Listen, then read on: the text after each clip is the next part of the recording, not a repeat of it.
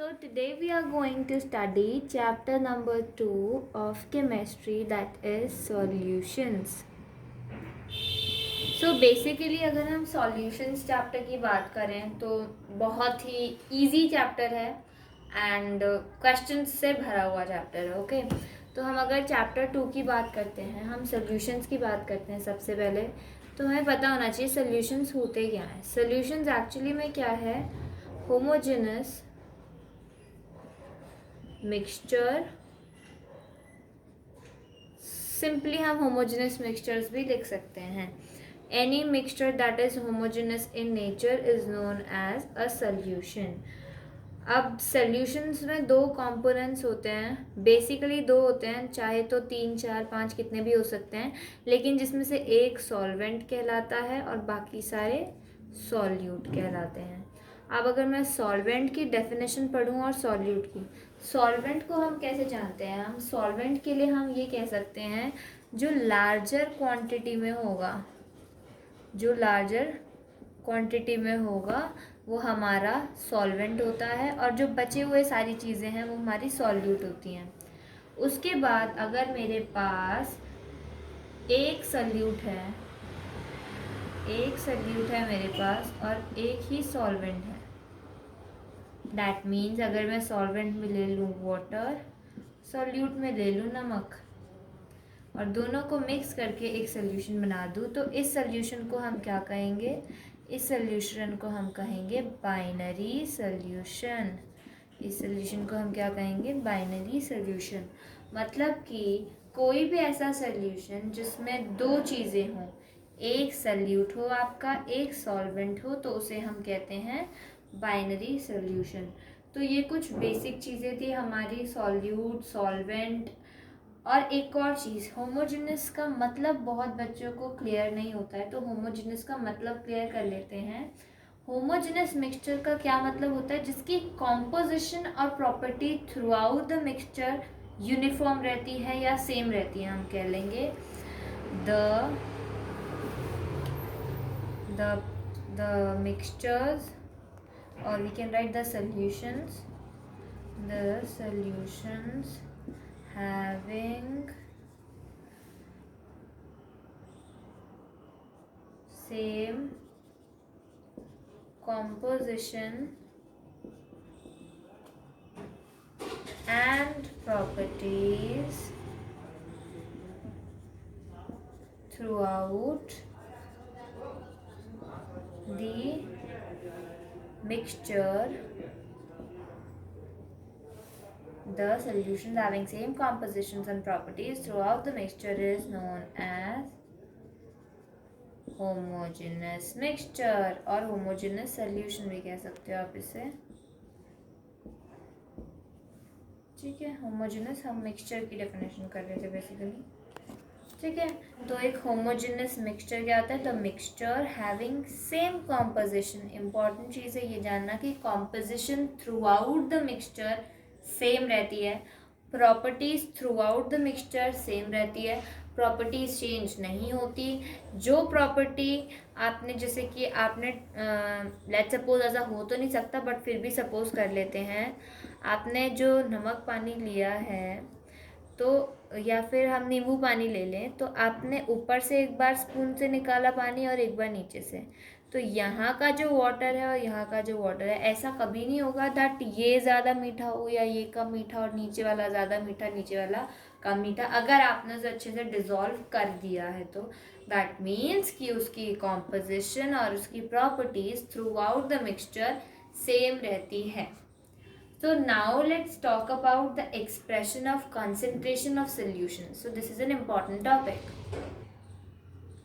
जैसे कि हमने अपना basics of solutions clear कर लिया है, and now we are heading towards the expressions for concentration of solution. तो इसमें हम सारे expressions एक साथ बात कर लेंगे, एंड इसमें बहुत सारी चीज़ें 11th की रिलेटेड हैं. 11th से आप आ रखे हो, so you should be clear about that topics. And basically जितना है सब कुछ 11th का ही है. इसमें जो फर्स्ट है हमारा, हम सबको डिटेल में करेंगे, तो जो फर्स्ट है हमारा वो है हमारा mole fraction. Now what is this mole fraction? Mole fraction को हम किससे रिप्रेजेंट करते हैं? जाए ए, हम इसे जाए बोलते हैं, काय भी बोला जाता है, आपको जो सूट करे आप बोल सकते हैं। एंड डेफिनेटली इसका फॉर्मूला क्या होता है?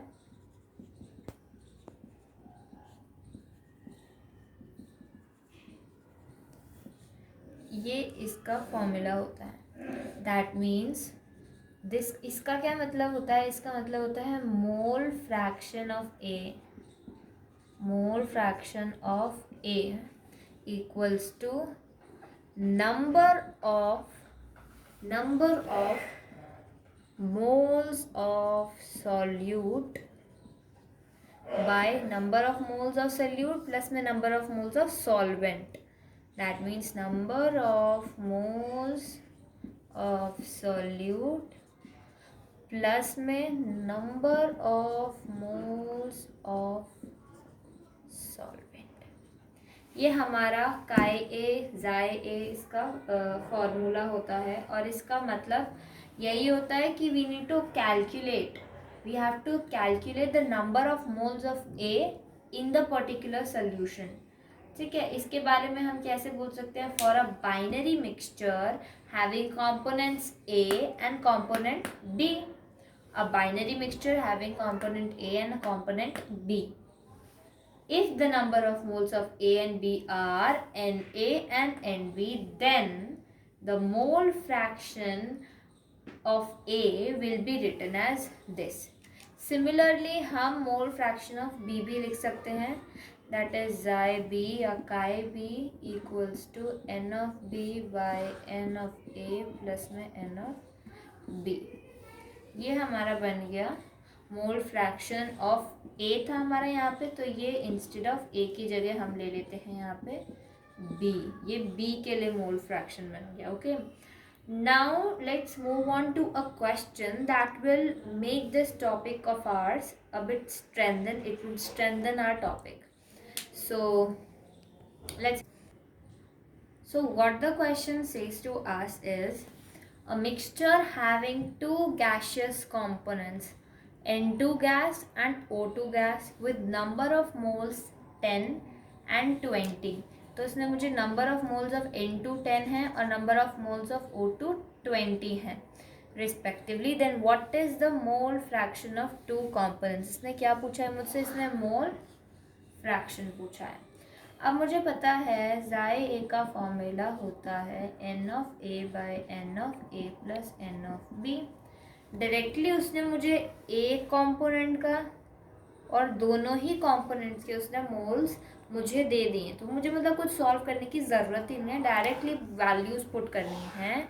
अगर आपको लेट करने वाला लिखना है तो आप वो भी लिख सकते हैं. तो उसमें क्या लिखेंगे? लेट नंबर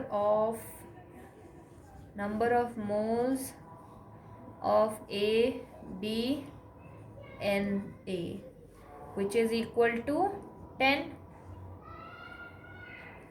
और यहाँ क्या लिखेंगे? Let number of moles of B N of B which is equals to, ये वाला बी नहीं, हमारे फॉर्मूले में दूसरा टाइप का बी लिखा है हमने, तो हमें वही सिमिलर टाइप का लिखना है. ठीक है, number of moles of B equals to 20. तो हम जाए ए निकाल लेंगे. मोल फ्रैक्शन ऑफ ए क्या हो जाएगा हमारा? 10 by 10 plus 20, that is 10 by 30, that is 1 by 3. और मोल फ्रैक्शन ऑफ बी हम निकाल लेंगे, that is N of B by N of B plus N of A, that is 20 by 10 plus में 20, या हम 20 प्लस में 10 लिख लेते हैं क्योंकि हमने एन ऑफ बी पहले लिखा है. That is 20 by 30, that is 2 by 3. तो ये हमारे दोनों चीज़ों के मोल फ्रैक्शंस आ गए हैं. इसका भी मोल फ्रैक्शन आ गया, इसका भी मोल फ्रैक्शन आ गया. Now we will talk about the next concentration term, that is mass percentage. और उसके बाद हम एक ही बार में सारे सिर्फ फॉर्मूले पढ़ेंगे, बाकी कोई डेफिनेशन नहीं पढ़नी है हमने. हम एक ही बार में सारे mass concentration, volume percentage, mass by volume, volume by mass, parts per million सारे कर देंगे. Okay, so now let's begin with that. तो अब हम जो दूसरी चीज़ की बात करने वाले हैं दैट इज़ मास परसेंटेज। मैं इसको W/W से रिप्रेजेंट कर देती हूँ। W/W है refers to mass percentage. And mass percentage की हम बात करते हैं तो मास परसेंटेज का हम सिर्फ फॉर्मूला पढ़ेंगे बिकॉज ये हम ऑलरेडी कर चुके हैं 11th में, तो हमें इसमें इतना घुसने की ज़रूरत नहीं है। तो W/W what is the formula? mass of the component in solution divided by the total mass of the solution। तो इसको नोट कर लेते हैं, that is mass of the component। अब कंपोनेंट का मास जो सॉल्यूशन में, ऐसा नहीं और कंपोनेंट कुछ और है सॉल्यूशन ही कुछ और है और दोनों को मिला दिया तुमने, ठीक है। तो mass of component in solution, solution के अंदर जो मास है कंपोनेंट का उसका लेना है।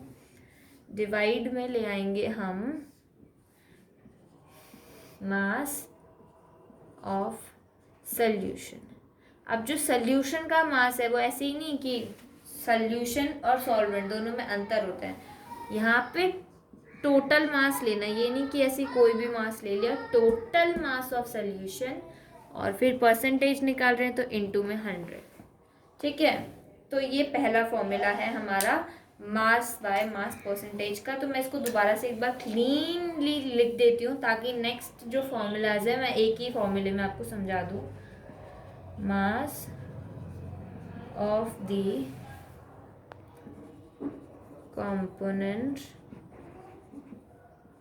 in solution divided by total mass of solution into 100। तो ये हमारी बात थी W/W that is weight by weight या मास बाय मास परसेंटेज की बात थी। नेक्स्ट हम देखते हैं, तो नेक्स्ट हमारा क्या है, it is volume by volume percentage.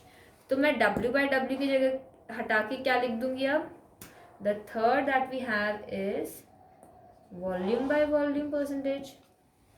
Volume by volume में हर जगह मास की जगह वॉल्यूम आ जाएगा। That's why I just wrote it in a clear way कि मैं नेक्स्ट पढ़ाते वक्त भी उसे यूज़ कर पाऊँ। That is volume of the component in the solution by total mass of the solution।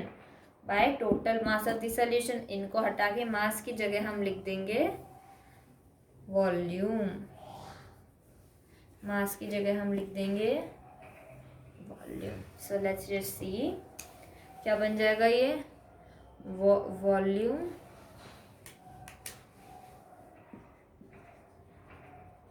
Volume of the component in solution. आप लिखो ना लिखो एक ही मतलब है, बिकॉज वॉल्यूम निकाल रहे हो तो वो चीज़ सोल्यूशन में तो होनी ही चाहिए ना, तभी वॉल्यूम निकालोगे।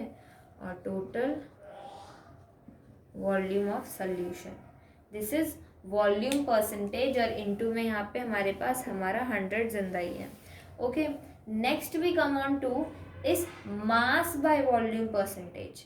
मास बाय वॉल्यूम का क्या मतलब है, यहाँ पे मास कर दो बस, और ये नंबर 4th कंसंट्रेशन पे आ गए हैं हम, यहाँ पे मास कर दो, ठीक है।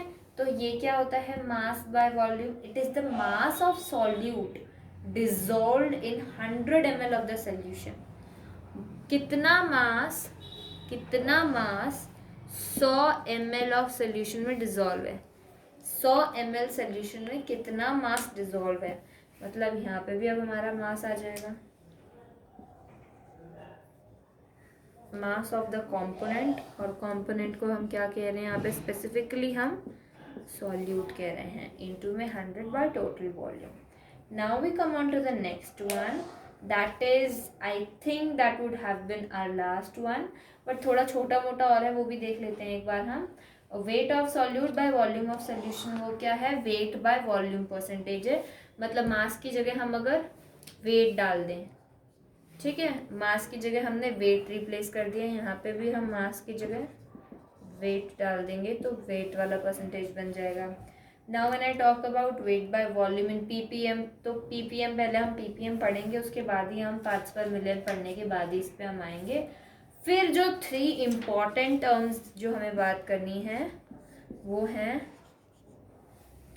हम किसकी बात करनी है हमें, मोलालिटी और नॉर्मैलिटी।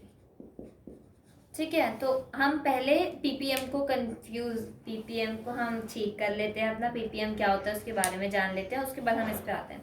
तो पीपीएम पर्टिकुलरली क्या है, number of parts of component by the total number of parts of the component नहीं, by the total number of parts of the solution, या कंफर्म्ड जो आपके पास एंटिटी है उसका total components of a solution. ठीक है, फॉर्मूला अगर मैं लिखूं उसका, तो क्या फॉर्मूला बनता है, हम एक बार वो फॉर्मूला देख लेते हैं, फिर हम नेक्स्ट वीडियो में इसके बारे में थोड़ी बात और करेंगे, 2-3 क्वेश्चंस करेंगे और फिर हम आगे स्टार्ट करेंगे। तो इसका फॉर्मूला क्या बनता है, इसका फॉर्मूला होता है number of parts of component by total number of parts of all components into में 10 to the power 6। ठीक है, so we had already talked about we were talking about the ppm का concentration, ppm को कैसे represent करें in the form of a formula। तो number of parts of components by में total number of parts of all components, parts की बात कर रहे हैं, लेकिन यहाँ इम्पॉर्टेंट चीज़ जो है जहाँ बच्चे सबसे ज़्यादा मार्क्स कटवाते हैं हमने, वो ये 10 to the power 6 को लिखना भूल जाते हैं। अगर वो 10 to the power 6 को ही नहीं लिखेंगे तो पीपीएम का क्या रेलेवेंस हुआ, पीपीएम किसी काम का नहीं है। फिर आप पीपीएम कहाँ यूज़ करते हो, ये भी आपसे एप्लीकेशंस में पूछ लेते हैं बोर्ड्स के टीचर्स। पीपीएम जैसे कि हम पॉलिटेंस की concentration, now you are in class 12, तो आपको इतना तो पता ही होगा कि हम जो पोल्यूशन निकालते हैं, इतना पीपीएम पोल्यूट है हमारी एयर, तो मतलब जो पार्ट्स पर मिलियन में आता है वो, ठीक है, पार्ट्स पर मिलियन में आता है पॉल्यूशन का टर्म भी। उसके बाद हम लिखते हैं कि 5.8 ppm 5.8 ppm ऑफ ऑक्सीजन, इसका of O2 is dissolved in water. So 5.8 ppm of oxygen is actually dissolved in the sea water, which is actually taken up by the marine animals, marine life. Okay, अब 5.8 ppm का actual meaning क्या हुआ इसका meaning simply है that 5.8 gram of O2 is dissolved, 5.8 gram of O2 is dissolved in 5.8 gram of O2 is dissolved in 10 to the power 6 gram of salt water। ठीक है, इसका मतलब समझना बहुत इम्पोर्टेंट होता है। अब नेक्स्ट टर्म पे, नेक्स्ट वीडियो पे हम हमारी 3 मेजर कंसंट्रेशन टर्म्स की बात करेंगे, जो 3 हमारी मेजर कंसंट्रेशन टर्म्स आती हैं हमारे पास। Number 1 molarity, number 2 molality and number 3 normality. दो normality is not in your syllabus, but still we have to do this to make our concepts a bit strong for the next videos. So please, if you like the video, just see it and hit the like button, or if you wish to subscribe you can also subscribe to the channel, but it's not necessary or mandatory. So I hope you would have enjoyed the video a lot. And what's going on? She study from Aman Dattarwal video. She is Kanika Joshi.